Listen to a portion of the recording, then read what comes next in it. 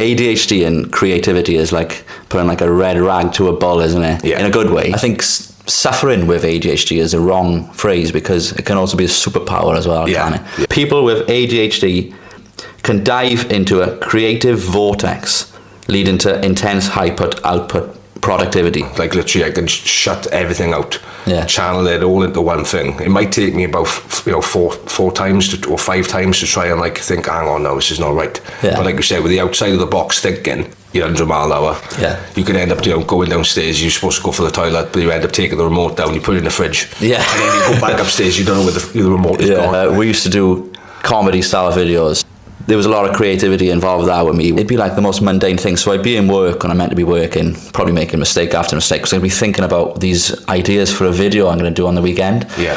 And I might just be like you said, a mundane thing in the shower, in a bath, and I start to think of something then. And then I'd sometimes tell my girlfriend, and she'd say like, I can see like sparkle in your eyes. It's like you are hyper focused now on this. This creativity is just going mad.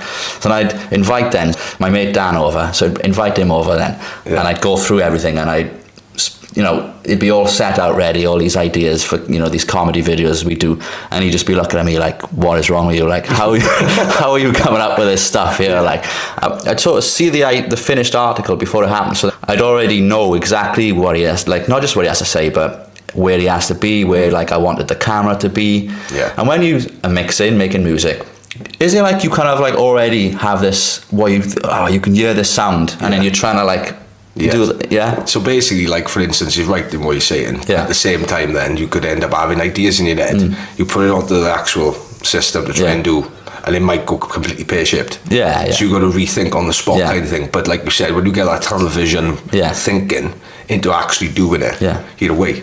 You're completely away with it. So you could, like for instance, you crash. Like for instance, you could be 100 mile an hour Monday to the Friday, and then the following Monday when you got something important to do, you're like, nah, not happening today.